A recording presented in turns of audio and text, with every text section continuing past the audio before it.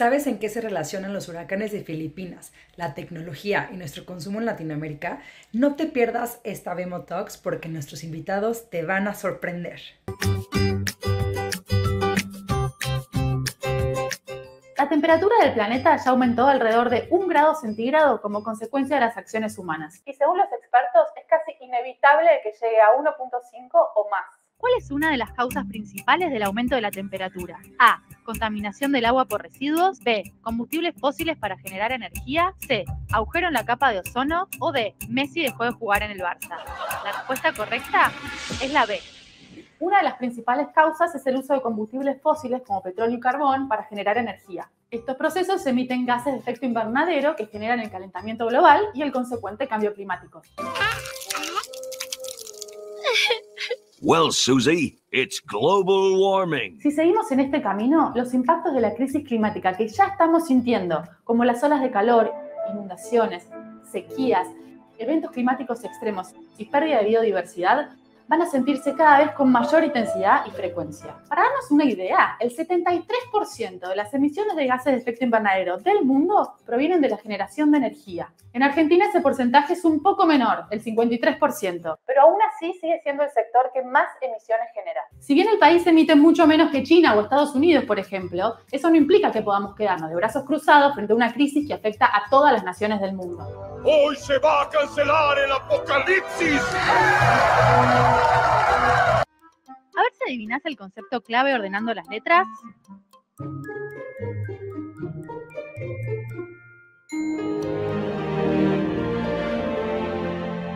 Por eso es tan urgente realizar una transición energética, un cambio estructural y a largo plazo de los sistemas de generación de energía. Si bien no existe una definición universalmente aceptada de transición energética, sí hay ciertos elementos comunes. Por un lado, aumentar el porcentaje de energía generada a través de fuentes renovables o de baja emisión de gases de efecto invernadero y garantizar el acceso a toda la población. Por otro lado, la eficiencia energética, que implica mejorar la relación entre la cantidad de energía consumida y los productos y servicios que se obtienen a partir de su uso, sin que afecte la calidad de vida de las personas. Esto se logra implementando medidas de gestión de energía en todos los sectores, invirtiendo en tecnologías de mayor rendimiento e incorporando procesos productivos más eficaces. Y por último, pero no menos importante, el consumo responsable por parte de las personas, con hábitos que eviten el derroche, como dejar la luz prendida cuando nos vamos de la habitación o usar el auto cuando podemos ir caminando.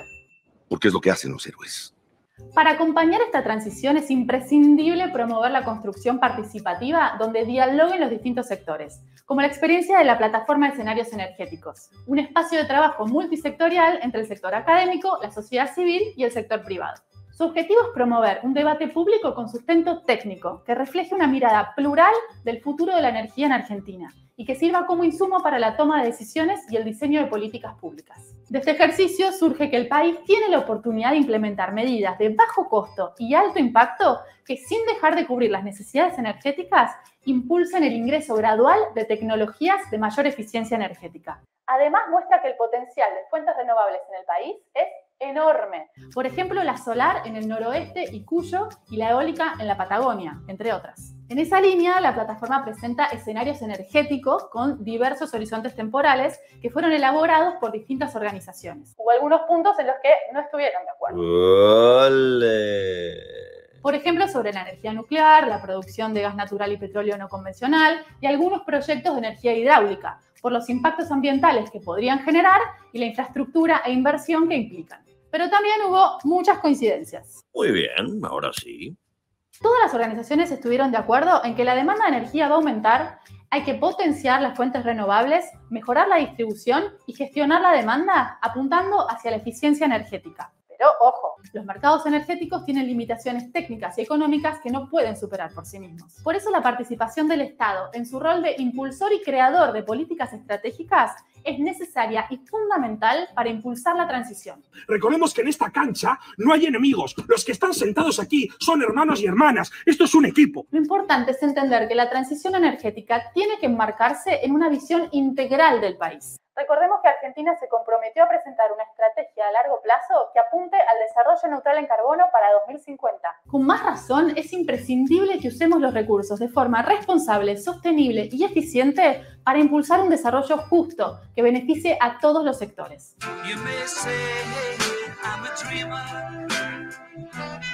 Así como la participación del Estado es clave para promover la transición energética, también lo es la de la ciudadanía. Nosotros usamos esa energía todos los días, todo el tiempo.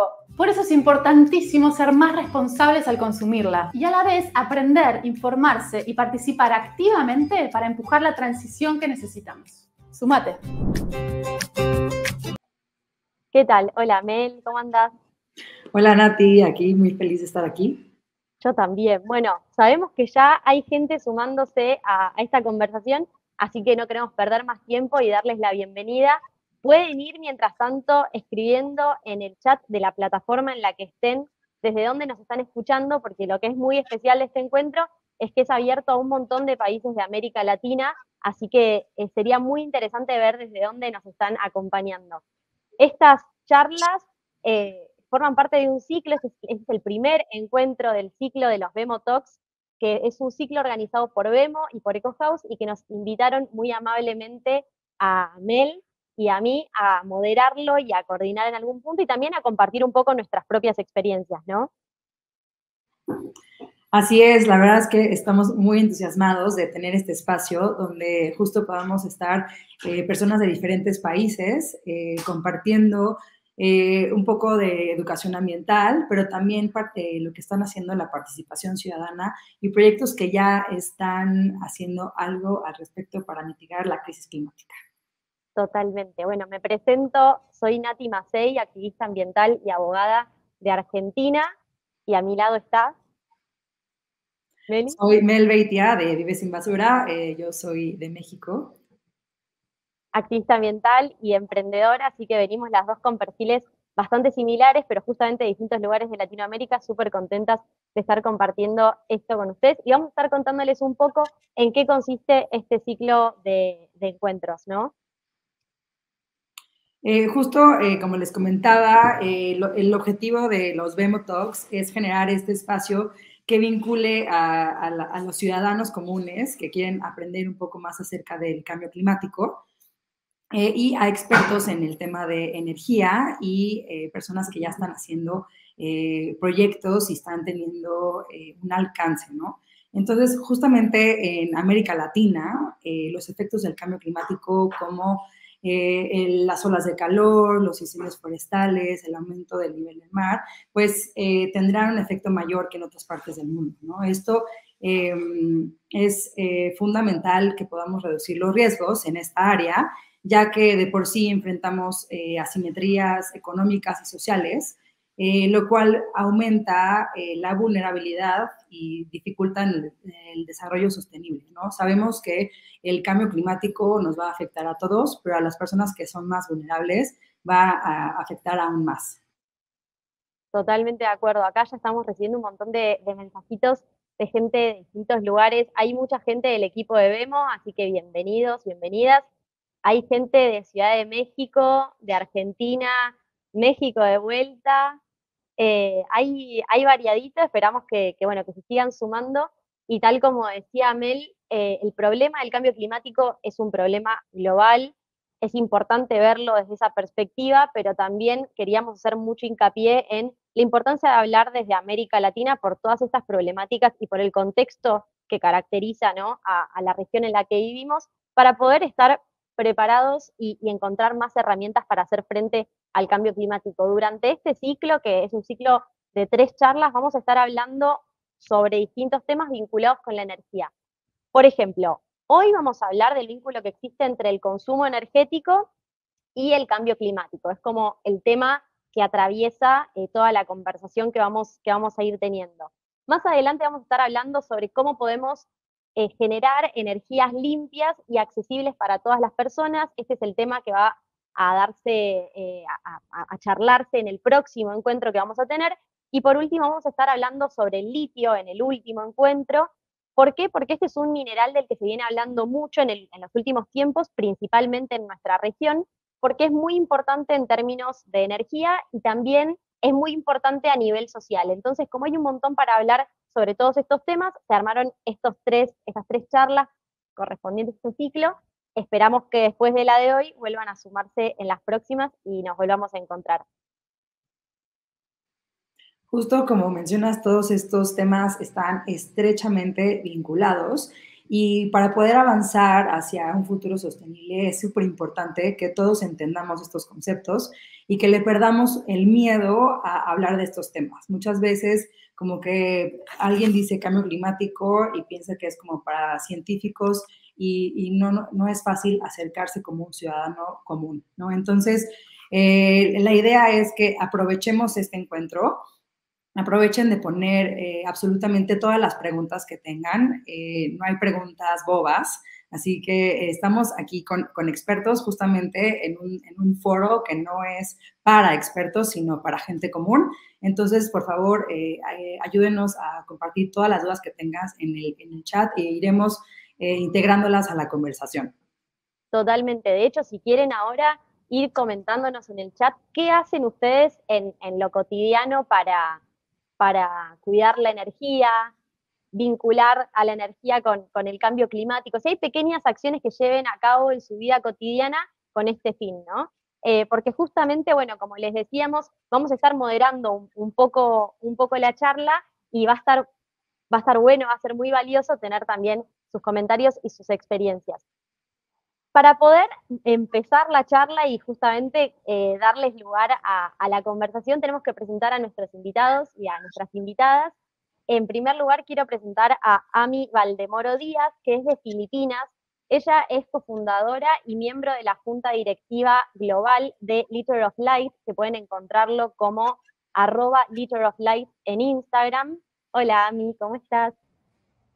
Hola Nati, hola Melissa, hola a todos. Saludos Hola. desde las Islas Pacíficas. Qué lindo, bienvenida.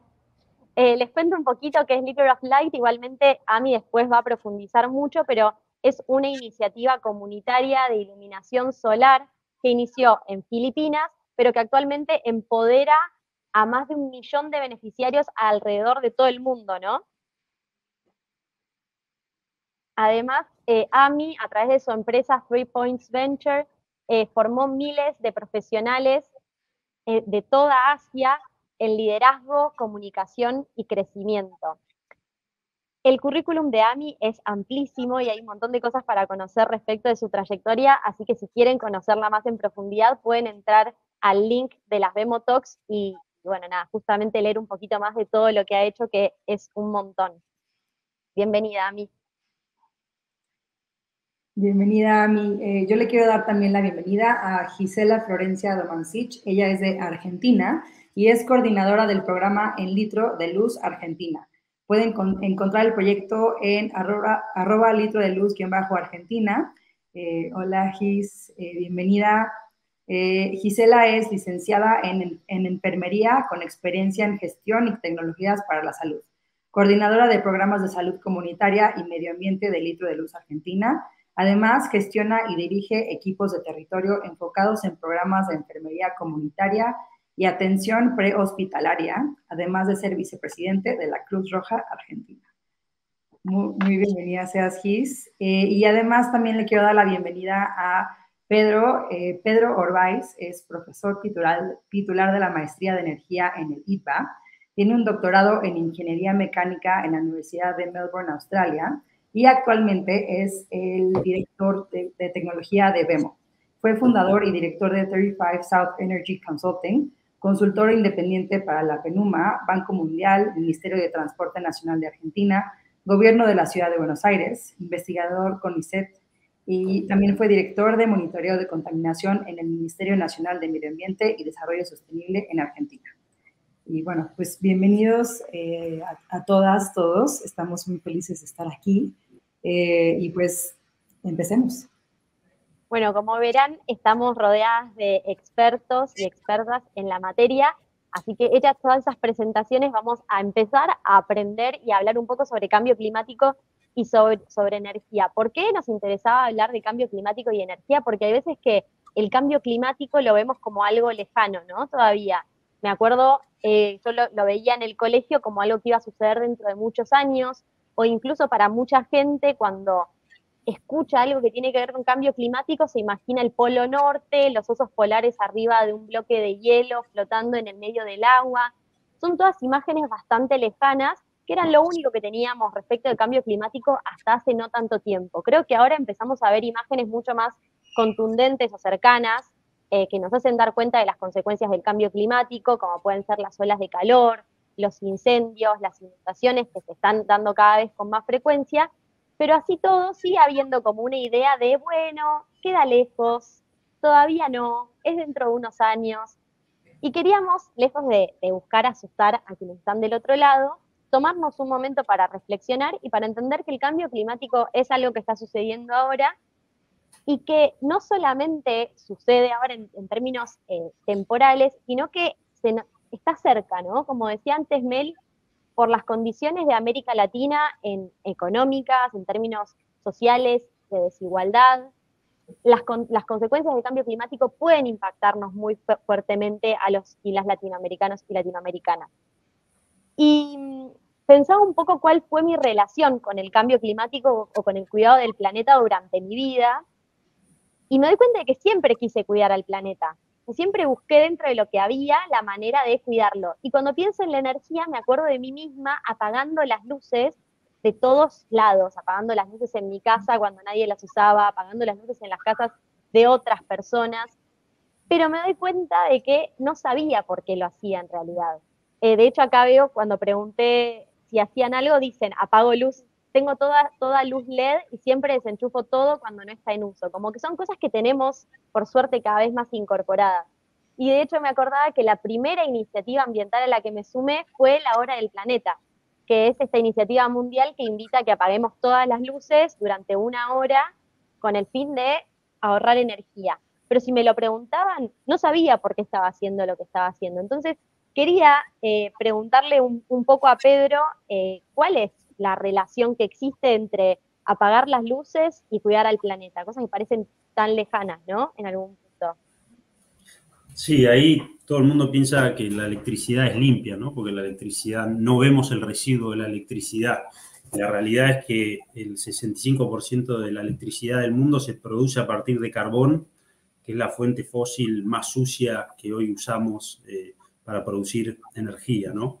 Entonces, en Latinoamérica tenemos variabilidad, ¿no? Tenemos países que tienen mucha energía hidráulica, energías renovables, y tenemos países que tienen un mix de gas, carbón, energías renovables y energía nuclear, ¿no? Pero un poquito la idea que yo trato de siempre dar, y creo que varias preguntas que vamos a estar haciendo y repasando hoy, es casi todo lo que hacemos tiene una huella de carbono asociada, ¿sí? La civilización actual es adicta a los combustibles fósiles, ¿sí? A partir de la Segunda Guerra Mundial, nuestras emisiones generadas justamente por el uso de combustibles fósiles, que es transversal a todo lo que hacemos, producción de comida, artefactos, electrodomésticos, transporte, producción de calor, todo tiene una huella de carbono asociada, ¿no? Y esta idea de apagar la luz cuando no la necesitamos es fundamental. Es donde ponemos valor. Concientizamos y nos hacemos conscientes de justamente este impacto y tratamos de minimizarlo, ¿no? ¿Te puedo interrumpir un segundo, Pedro? Porque la idea es que si del otro lado hay alguien que no sabe nada, se pueda llevar, le digo a la gente que está escuchando del otro lado, se pueda llevar información clara. Y yo me acuerdo que al principio todo me superaba, ¿no? Terminológicamente hablando. Cuando decís combustibles fósiles, ¿a qué te estás refiriendo? ¿Cuáles serían los combustibles fósiles? ¿O por qué se llaman así? Básicamente carbón, ¿sí? El uso de carbón, el uso de petróleo y el uso de gas natural. Bien, buenísimo. Y recién también mencionaste la huella de carbono. Decías, todo lo que hacemos genera una huella de carbono. Y la huella de carbono es básicamente la suma de todas las emisiones que un proceso genera hasta que llega a un consumidor y ese consumidor lo usa, ¿no? Entonces, por ejemplo, la huella de carbono de lo que usamos un auto no es simplemente el gas de escape que sale cuando encendemos el auto y lo usamos en la calle. La huella de carbono de la fabricación del auto, de la extracción del metal, aluminio, la producción de plásticos, el transporte de ese auto desde la fábrica hasta la concesionaria, todo eso es un ciclo de vida desde que empezamos la extracción hasta que disponemos finalmente de ese vehículo, ya sea en el mejor de los casos en una economía circular, donde recuperamos la mayoría de los componentes y los reusamos, o termina en un relleno sanitario o como chatarra en algún desarmadero. Bien, entonces usamos energía, tenemos una huella de carbono, y eso ¿cómo es que se vincula con el cambio climático? Básicamente, la atmósfera es una composición de gases, en su gran mayoría nitrógeno, el oxígeno que respiramos, dióxido de carbono y otros gases adicionales. El dióxido de carbono funciona básicamente como un tapón a las salidas de calor de la atmósfera. La atmósfera tiene un efecto invernadero que lo genera en su gran mayoría la humedad, el agua, y tiene ciertos agujeros donde parte de ese espectro de calor pasa, ¿no? Como si fuera una red que hay ciertas cosas que no atrapa. Bueno, los gases de efecto invernadero, en los cuales el dióxido de carbono es el más predominante, no el más fuerte, pero sí el más predominante, tapan esos agujeros, ¿no? Y hacen que la Tierra retenga más calor y aumente la temperatura, y con ello todos los cambios climáticos que está empezando a ver. Perfecto. Para mí está clarísimo, pero igualmente recuerden que pueden dejar preguntas en el chat, y las vamos levantando. Igual como decías, entonces absolutamente todo lo que hacemos y todo lo que comemos y la forma en la que nos transportamos necesita energía, ¿no? Entonces muchas veces a mí en lo personal me pasa que cuando queremos hablar del cambio climático queremos ser 100% puristas, ¿no? O sea, no se puede hablar del cambio climático si no eres prácticamente 100% congruente, ¿no? Me pasa a mí como activista ambiental que comparto contenido en redes sociales que me dicen, bueno, si tú estás diciendo que X o Y, Z tiene un impacto y está aumentando el cambio climático, lo que tú estás haciendo desde tu teléfono, porque tu teléfono utiliza energía, está causando y también ese impacto del cambio climático, ¿no? ¿Cuáles, Pedro, serían las actividades que más contribuyen a esas emisiones de gases de efecto invernadero? Porque muchas veces no sabemos qué tanto afecta si usamos el auto o prendemos la luz o cargamos nuestro teléfono o mandamos un correo electrónico, ¿no? O sea, ¿cuáles son esas actividades que más impacto generan? Sí, a ver, lo primero es que hay que reconocer que somos todos parte del problema, ¿no? Y eso que vos planteás es así, porque si no, no se puede hacer nada. Es como, no hay gente libre de pecado. Acá todo el mundo tiene una huella de carbono asociada, con lo cual reconocer eso es la primera parte de la solución, ¿no? Porque ahí empezás a valorar que justamente todo lo que haces genera un impacto y trabajás en minimizarlo, ¿no? Entonces, por ejemplo, ¿usar el auto tiene un impacto? Sí, por supuesto. Ahora, hay gente que por trabajo necesita usar el auto, hay gente que vive de dar soluciones de transporte. En el caso de Vemo hacemos eso propiamente dicho, le tratamos de dar tratamos de minimizar el impacto a fondo, pero es eso, es decir, decidir entre el auto y la bicicleta. ¿Puedo usar la bicicleta? ¿Me hace bien usar la bicicleta? Sí, entonces decido la bicicleta porque en mi escala de valor contemplo que usar el auto tiene un impacto negativo, ¿no? Entonces, no es tanto poner entre lo menor y lo mayor, sino que es empezar a valorar y poner en la escala de valores el impacto de que todo lo que hago genera un daño o tiene un impacto negativo hacia el medio ambiente. Entonces, por supuesto que el exceso del aire acondicionado, el exceso del consumo, consumir, y luego generar basura, tiene un impacto negativo muy importante. Entonces, a la hora de comprar algo, ¿realmente lo necesito? ¿Lo voy a usar? ¿Realmente vale la pena este artefacto que voy a traer adentro de mi casa y después tenerlo ahí para generar un valor que es relativo? Entonces, lo primero es concientizarse de que todo lo que hacemos tiene un impacto y después tratar de minimizarlo, ¿no? A la hora de comprar un auto, ¿me compro el auto más grande que puedo pagar o me compro el auto más chiquito que me da lo que necesito de ese auto? Que es decir, probablemente ir y venir a trabajar, ¿sí? Entonces, en el momento que uno absorbe y entiende que es parte del problema, empieza a ser parte de la solución, porque dentro de su toma de decisiones empieza a estar ese indicador de esto contamina, ¿no? Una pregunta en ese punto, cuando pones paneles solares te dicen, ¿en cuánto tiempo lo recuperás económicamente? Yo personalmente no puse paneles solares en mi casa por el retorno económico, lo puse porque creo que es lo que tengo que hacer para que justamente el uso de energía que yo traigo a la mesa sea lo más limpio posible. Gracias, Pedro. Está buenísimo lo que decís porque planteas estamos hablando del problema, pero enseguida, al lado del planteo del problema está, bueno, ¿y qué hago yo? O sea, ¿cuál es la solución que puedo encontrar o desde qué lugar puedo aportar? Y eso me lleva un poco a pensar en los proyectos de las chicas, ¿no? De Ami y de Gise. Y quería saber, arranco por Ami, pero si todas estas cosas fueron tenidas en cuenta a la hora de empezar a pensar en Liter of Light, cómo es que surge y contarnos también un poco en qué consiste, entendiendo que es una búsqueda de soluciones, ¿no? Frente a esta problemática.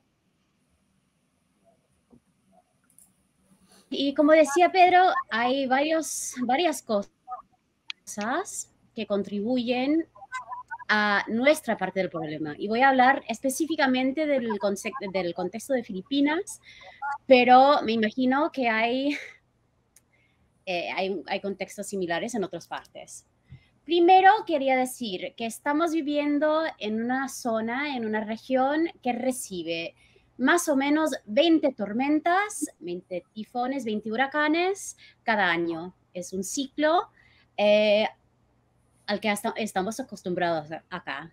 Pero recién con el cambio climático, 5 de esos huracanes son de categoría 5 o más. O sea, teníamos uno hace 10 años que fue el huracán Yolanda, que es donde comenzó nuestro trabajo con Liter of Light. Y son destructivas estas huracanes. Y es un contexto en lo que estamos viviendo ahora. O sea, no es algo teórico, es algo que pasa actualmente. Y esos huracanes dejan mucha gente sin acceso a la electricidad. Y viviendo en islas, es muy difícil en un contexto en que hay un desastre natural, por ejemplo, poder alcanzar material o relevo a estas comunidades que están viviendo en estas coyunturas, ¿no? De hecho, hay un papel, un documento de las Naciones Unidas que dice que el 70% de los gastos de proyectos de rehabilitación en desastres van directamente a la logística. O sea que tienes gente que está sufriendo de los efectos del cambio climático y no se alcanzan soluciones. Ni pensando en hogares, luminarias, en alimentación, por ejemplo. Esto por un lado. Y por el otro lado también tenemos, hablando específicamente en Filipinas, somos el tercer país, me parece, que tiene más volumen de plásticas echadas en el mundo. O sea, en nuestros mares están llenos de plástica. Botellas de plástica que se consumen en 5 minutos y que luego, o sea, quedan en nuestra atmósfera, quedan en nuestros océanos por miles de años. Entonces, cuando nosotros pensamos Litro de Luz o Liter of Light en Filipinas, hacer algo, o sea, adoptar 3 principios. O sea, para resolver esta cuestión de acceso a la energía renovable. ¿Sí? Primero, que cualquier solución que adoptamos de tecnología tiene que usar materiales que son disponibles localmente. No es cuestión de importar modelos, de importar materiales que vienen de otras partes, sino de buscar o crear soluciones a base del material que existe. O sea, cuando comenzamos usamos botellas de plástico recicladas. Trabajamos con PVC que también es reciclado, o sea, con máquinas de inyección creamos nuestras luminarias, pero también trabajamos con bambú o cerámica, todo lo que haya dentro del, ¿no? O dentro de la comunidad. Segundo, que tenemos que poder transferir no solo la tecnología, pero también el conocimiento sobre cómo armar estas tecnologías con las comunidades en donde trabajamos.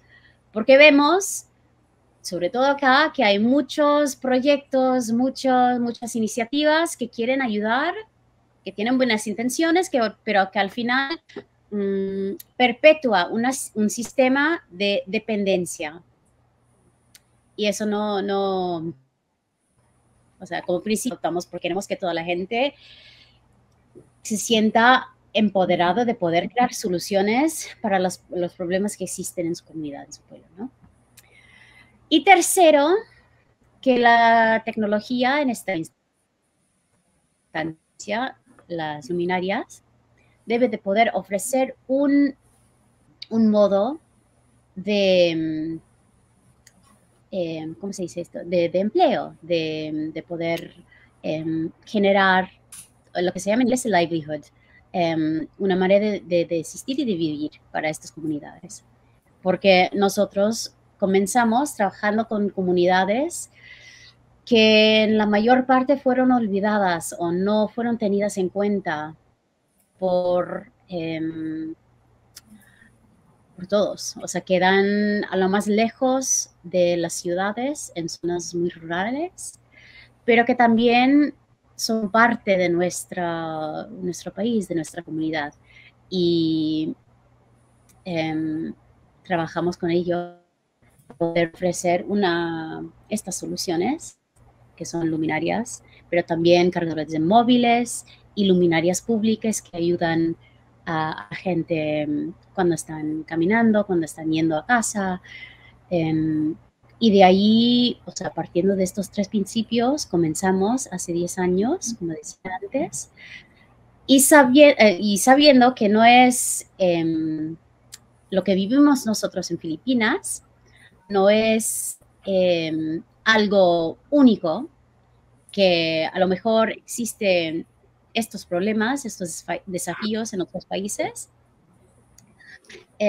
Decidimos de compartir esta información de cómo lo hicimos en Filipinas. O sea, empezamos con una comunidad después de este huracán, Yolanda, e iluminamos 7,000 hogares dentro de un mes. Y sabíamos que podía existir como un modelo a lo que se estaba haciendo en esa época. Entonces, todo este material en videos en YouTube. Y de ahí empezamos a conocer a otros jóvenes que estaban o que querían hacer algo en sus comunidades. O sea, jóvenes emprendedores, jóvenes voluntarios que querían sumarse. Y de Filipinas crecimos ya a más de 30 países, sirviendo a más de 1 millón de personas cada año, incluso en América Latina. Y quizás si tenemos tiempo podría decirles o contarles un poco sobre cómo conocimos al equipo en Argentina y eso. Hermoso, es genial. Es muy valioso lo que estás planteando.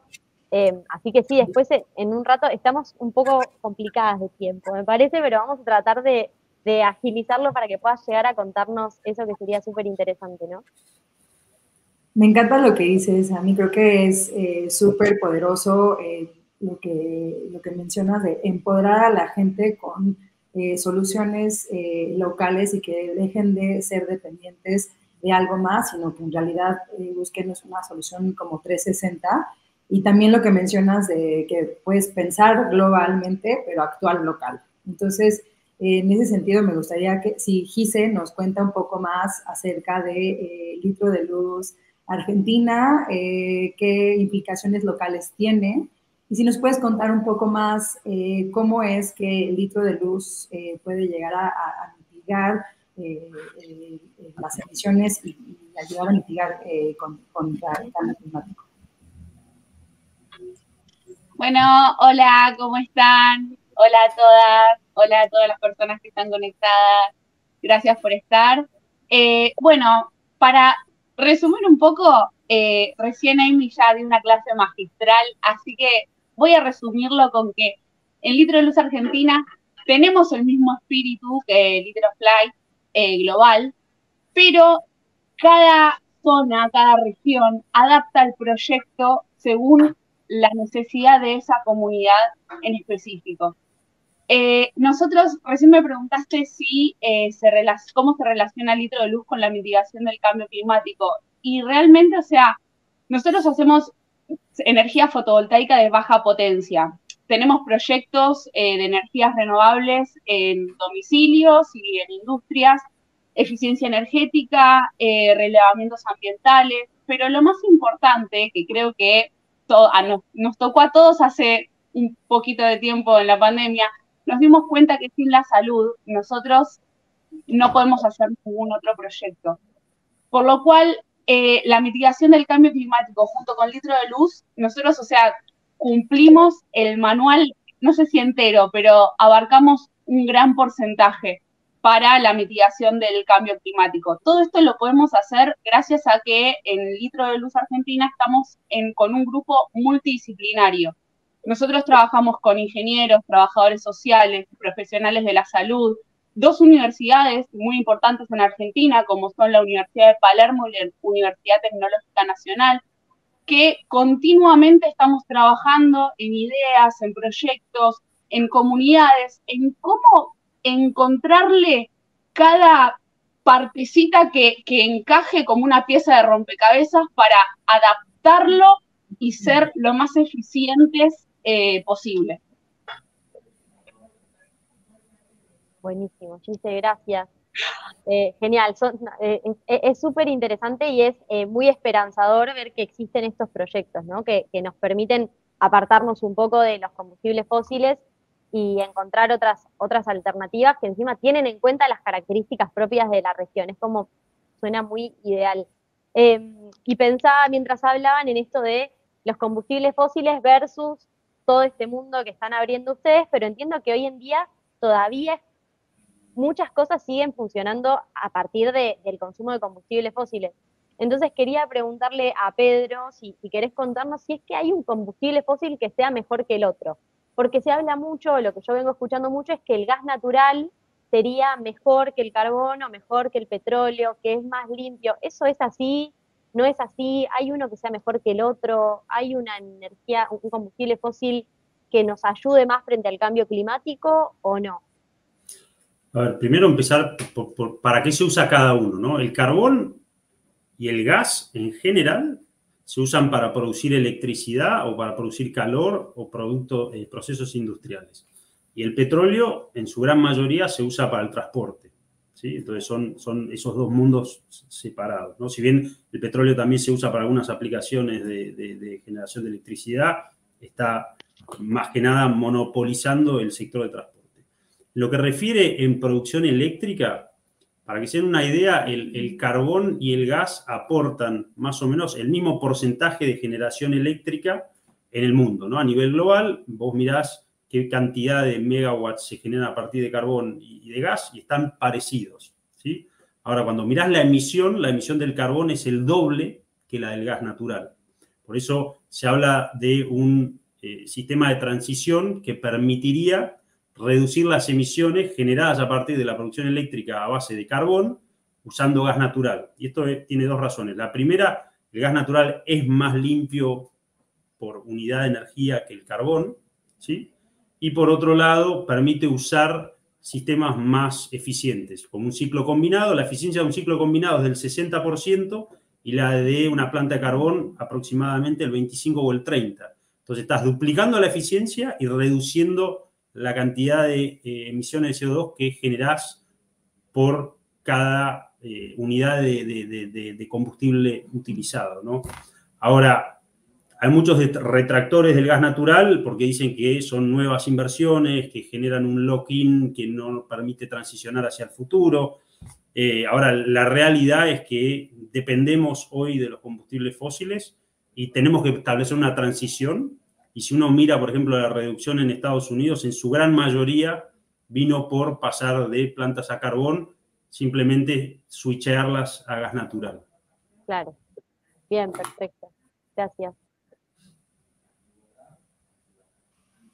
Y un poco algo que a mí me sucede, que sabemos todo este tema de los combustibles fósiles, pero en realidad no sabemos qué pasaría si seguimos como estamos ahora, ¿no? Creo que el tema del cambio climático a mí me impresiona que no sea más un tema que se platica en cafeterías, en escuelas, con amigos, y siempre creo que hay alguien que dice que no va a pasar nada si seguimos como estamos, ¿no? O sea, aunque ve los efectos del cambio climático, igual los sigue viendo muy lejanos, igual no se imagina qué es lo que llegue a suceder, ¿no? Entonces, si nos puedes contar un poco más qué pasaría si seguimos operando como estamos y no hacemos nada al respecto.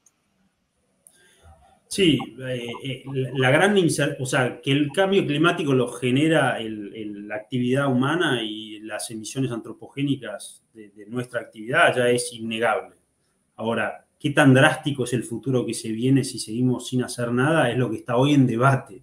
Hay escenarios muy catastróficos en donde toda nuestra línea de generación de comida, la producción de alimentos se pone en jaque y empezamos a tener problemas para darle de comer al mundo, ¿sí? A gente mucho más minimalista que habla de un futuro más complejo, con más eventos de cambio, más eventos drásticos en términos climáticos, pero puntuales, no un cataclismo global. Yo personalmente creo que es ese nivel de incertidumbre, cuando uno tiene que tomar una decisión, por ejemplo, en el mundo de la inversión, y te presentan ese nivel de incertidumbre, sabés que de por sí hay un riesgo implícito muy grande solo por la incertidumbre que hay en la respuesta, ¿no? Entonces, acá creo que es demasiado lo que se pone en juego como para seguir simplemente tirando la moneda al aire. Ya la sociedad científica está totalmente alineada en que el daño va a ser importante si no hacemos nada y que el impacto y que lo estamos generando desde nuestra actividad. Entonces hay que empezar a transicionar. Y los efectos van desde, como les digo, un problema de suministro de comida al mundo, ¿sí? Hasta enfermedades, pandemias muchísimo más fuertes que las que hemos tenido, propagación de enfermedades infecciosas, inundaciones, cada vez más tifones y sequías e inundaciones, desplazamiento de comunidades. Es decir, si uno me preguntara a mí hace 20 años quiénes iban a ser los primeros refugiados del cambio climático, hubiera pensado en islas del Pacífico. Ahora, la realidad es que si uno mira los eventos actuales, tuvimos incendios catastróficos en Australia y en Hawái, en donde gente con un poder adquisitivo infinito estaba esperando que los venga a rescatar la Armada adentro de un botecito porque ya se había incendiado todo lo que podían usar de refugio en tierra, ¿no? Y eso nos habla del nivel de catástrofe. No hay plata que uno tenga que lo salve del impacto que podemos llegar a generar a nivel global si no damos vuelta este curso y empezamos a apuntar hacia un mundo sostenible. Claro, totalmente. O sea, las consecuencias del cambio climático se están viendo en todas partes.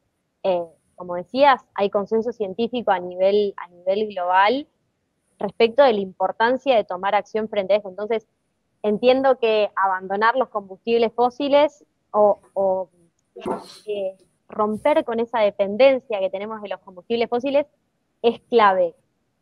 Gise, ustedes desde lo que hacen en litro de luz, ¿entendés que generan un cambio en ese sentido, que aportan para poder desvincularnos de los combustibles fósiles y para poder luchar contra el cambio climático? Porque tal vez, como decíamos antes, parece súper ideal, pero ustedes lo están logrando en la realidad, están logrando generar energías mucho más limpias, podríamos decir. Estas energías que se generan, ¿genera mucho, se genera poco? ¿Nos puedes compartir algo respecto de ese tema? Sí, mira, la verdad que no solamente nosotros hacemos energía fotovoltaica y renovable, sino que, o sea, los sistemas de litro de luz son de código abierto.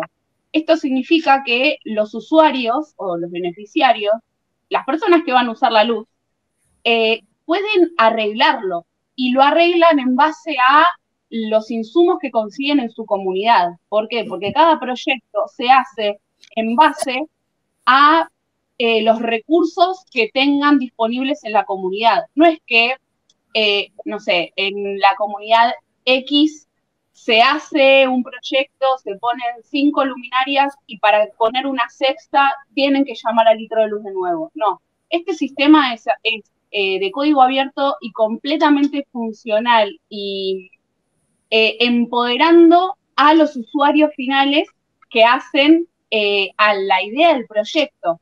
En cuanto a lo que me preguntaste de cuánta energía se puede producir a través de este sistema, mira, te podría decir que cada sistema es único, porque cada sistema se va haciendo en base a los requerimientos de esa comunidad, pero esta luminaria que tengo acá, que se hizo en conjunto con la Universidad de Palermo, esta luminaria es un sistema de luminarias de 150 watts, que son los que se colocan en la vía pública, más o menos a 4 metros de altura, ilumina un radio de 10 metros y tiene 10 horas de autonomía y a los 3 años lo único que tenés que hacer es cambiar la batería.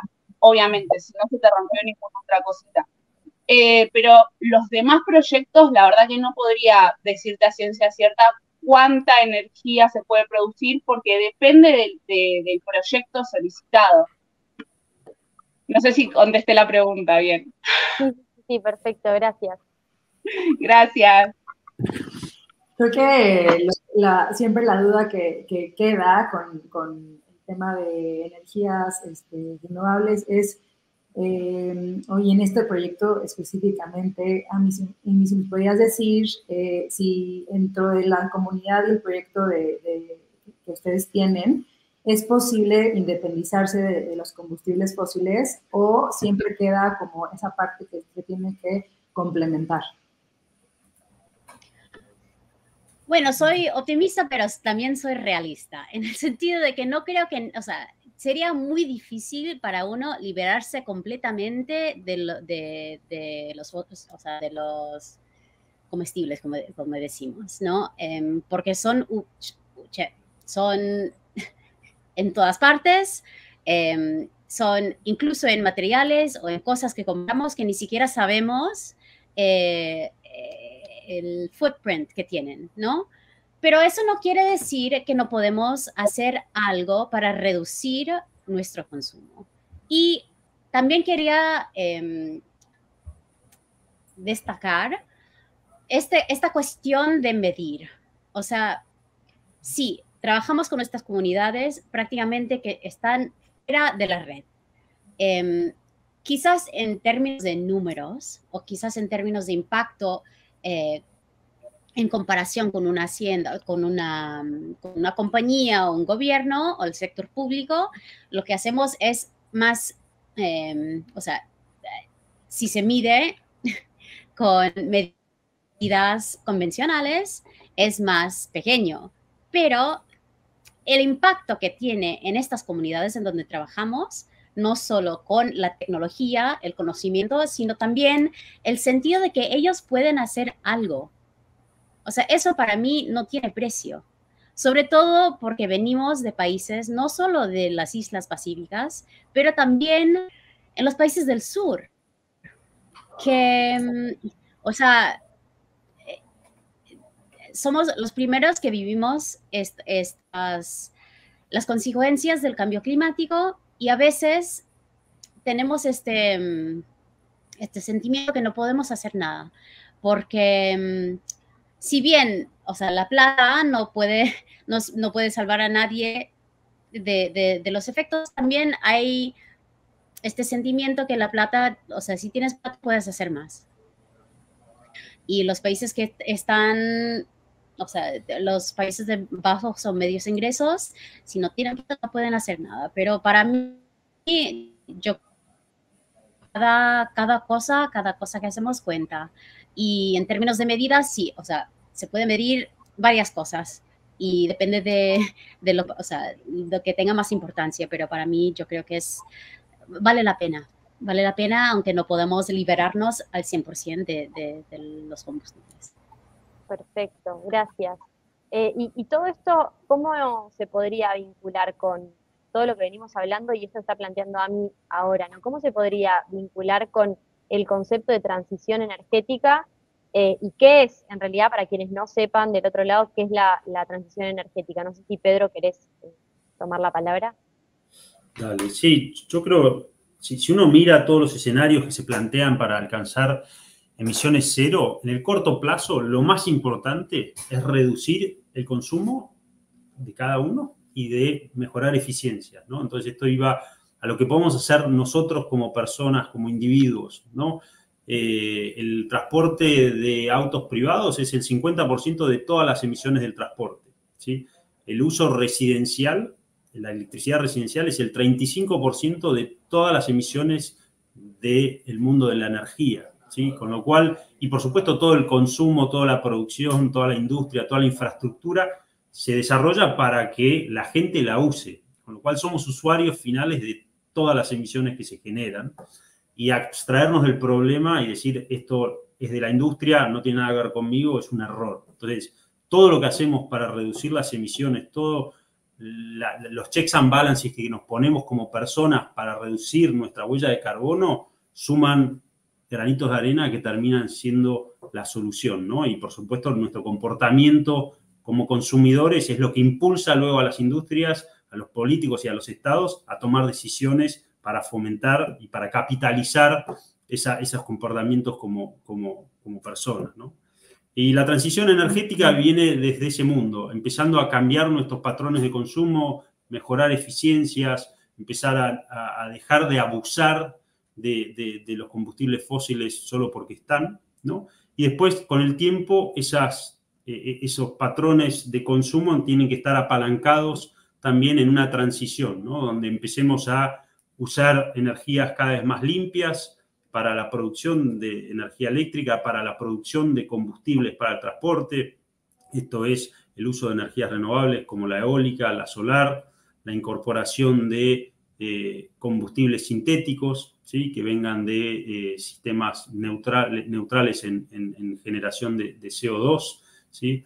En la recuperación del suelo, la recuperación de los espacios verdes, porque una cosa que no se dice es que no solo estamos emitiendo cada vez más CO2 a la atmósfera, sino que estamos arrasando todos los sumideros que el planeta tiene para absorber ese CO2, que son el océano y los bosques, ¿sí? Entonces, estamos atacando al planeta de ambos lados.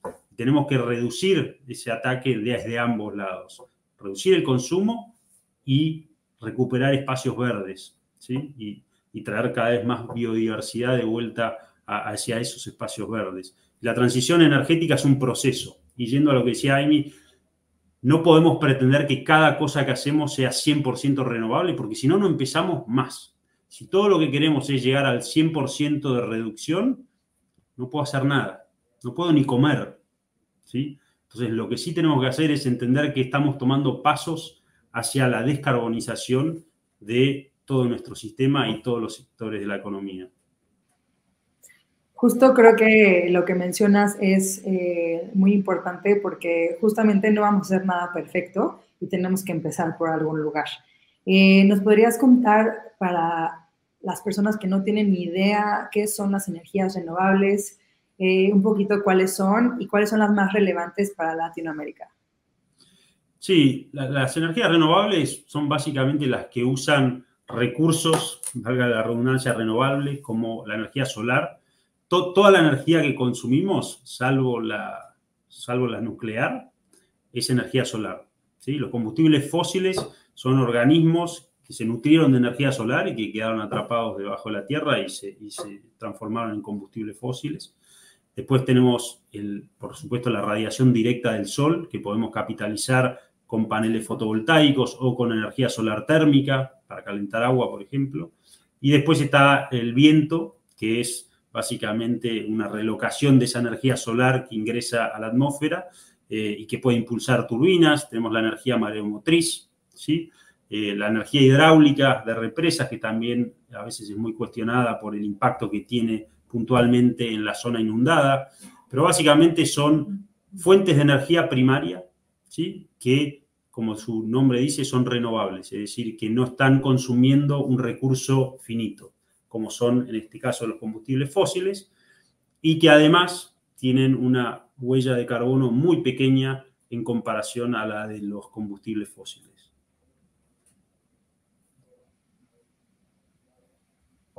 Bien, buenísimo. Gracias. Quiero darle un poquito la palabra a las chicas también para que nos cuenten ellas cómo ven la transición energética. Ami, desde el trabajo que hacen ustedes en Liter of Light, si incorporan este concepto ahí en su búsqueda. Bueno, lo bueno es que ahora existen varias tecnologías, varias soluciones que permiten a la gente que normalmente pasaría por una transición lineal a sobrepasar lo que están haciendo, lo que se supone que deberían de hacer, e ir directamente a estas energías renovables. O sea, no tiene que pasar por como desde la época preindustrial a la época industrial, ¿no? Seguir ese hilo, esa línea, sino de adaptar tecnologías que permiten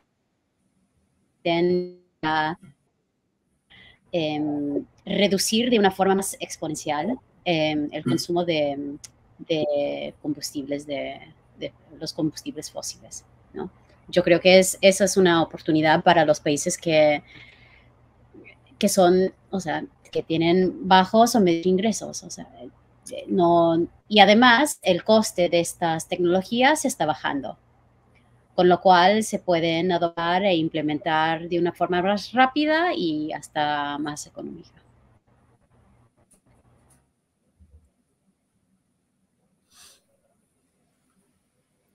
Y hablando de la transición y todo este tema de cómo se puede implementar estas energías renovables, existe este concepto de la eficiencia energética, ¿no? Esta eficiencia energética como que es luego bastante obvio, pero yo quería contar como yo vivía en una cabañita en el bosque y era una cabaña que está 0% insulada, ¿no? Entonces en la noche se escapaba todo el calor y nos moríamos de frío y en el día nos moríamos de calor, ¿no? Entonces en la noche la única forma de estar calientitos era con 1 millón de cobijas y si queríamos tener prendido el calentador, en el momento que se apagaba el calentador, pues se iba todo el calor, ¿no? Entonces creo que además de implementar estas energías renovables y lo que nos comentabas, ¿nos podrías contar, Gise, por qué es tan importante esta eficiencia energética para la transición? Bueno, la eficiencia energética, como para que entendamos para qué sirve, es como, a ver, imaginemos una casa que tiene un tanque de agua, ¿no? Y un montón de canillas para que salga esa agua que está dentro del tanque de agua.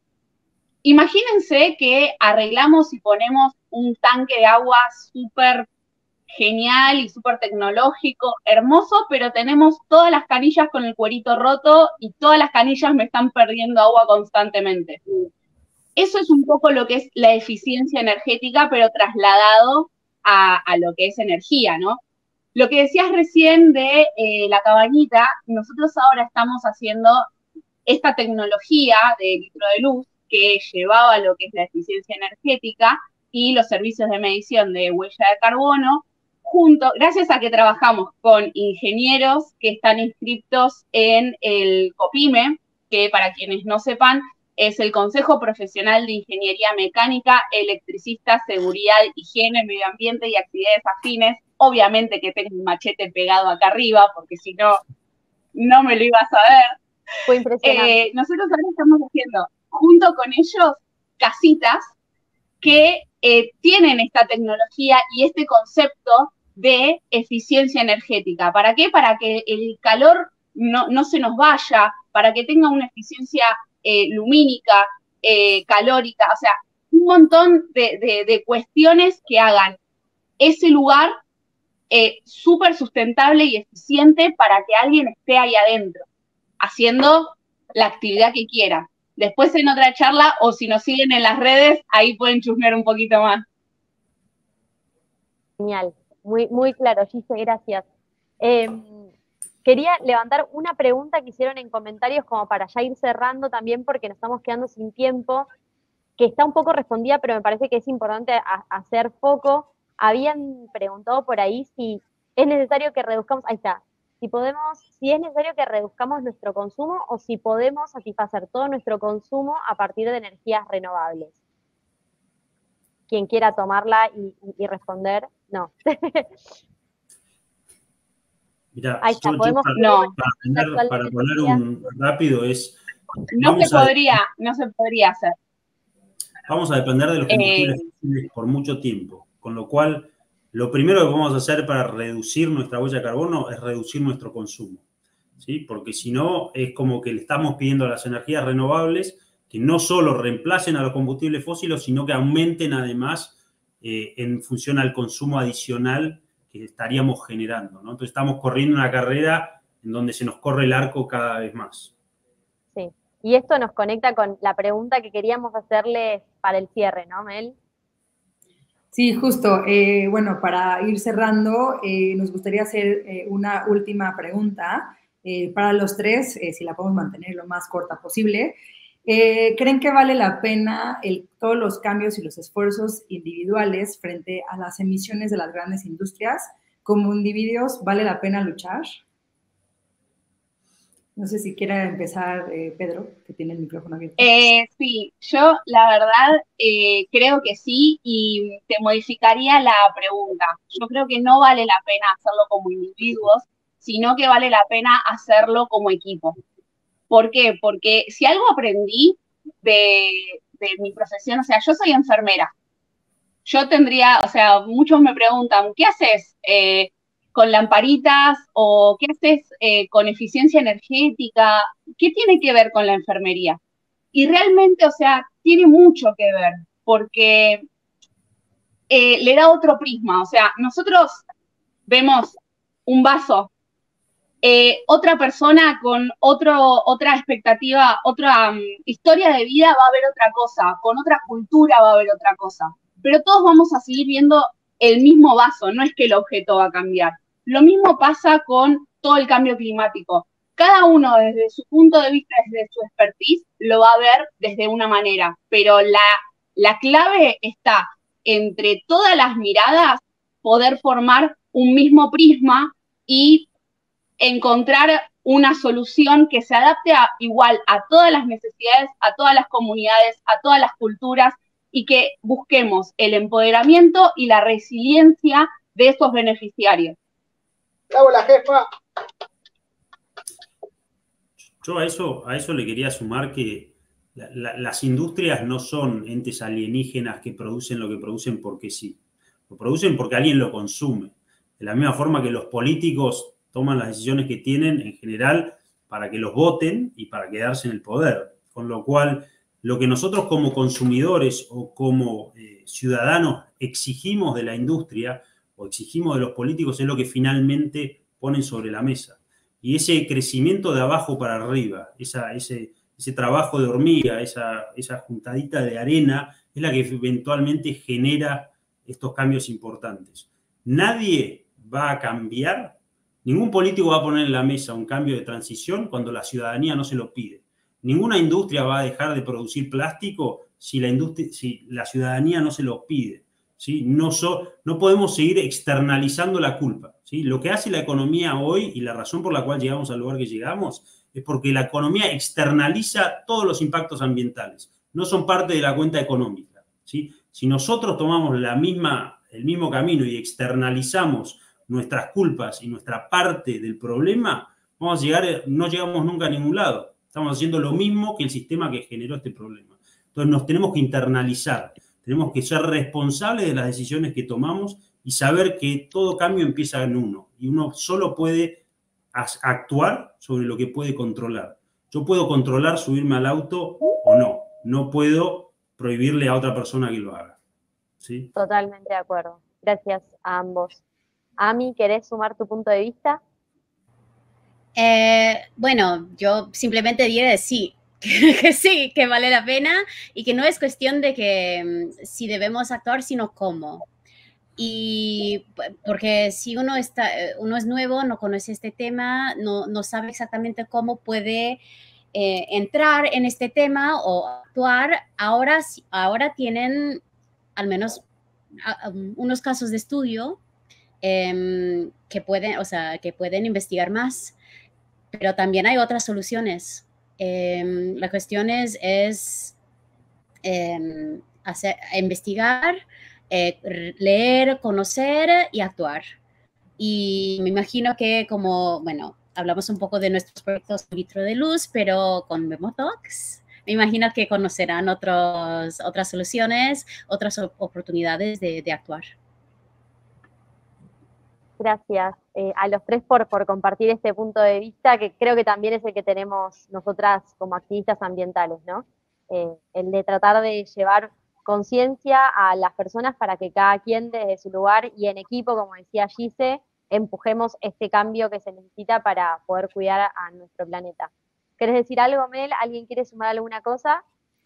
Pues justamente creo que al final todos somos personas y todos somos parte de este sistema y como decía Pedro, todos somos parte del problema y siempre podemos ser parte de la solución y creo que no queda más que agradecer a todos los que se conectaron y estuvieron involucrados en esta charla. No pudimos tomar muchas de las preguntas, pero muchísimas gracias por participar. A Ami, a Gise, a Pedro, a EcoHouse, a Vemo por hacer estos espacios y a ti, Nati, por ser mi co-moderadora hoy. Me sumo a todos los agradecimientos. De vuelta, disculpas por no haber podido tomar más preguntas. Fue el primer encuentro y, bueno, se nos fue de las manos la cantidad de cosas que había para decir. De hecho, nos quedaron unas otras, creo que también preguntas en el tintero. Esta conversación va a quedar disponible para que puedan volver a verla, compartirla y hacerla llegar a más personas. Y creo que las redes de todos los que estamos acá están abiertas para que si quieren alguna de estas preguntas hacérnoslas llegar, lo puedan hacer. Así que gracias a EcoHouse, a Vemo, a Gise, a Ami, a Pedro y por supuesto a Mel por haber compartido este rato y a todos ustedes que se sumaron. Muchísimas gracias. Adiós. Gracias. Chao. Chao.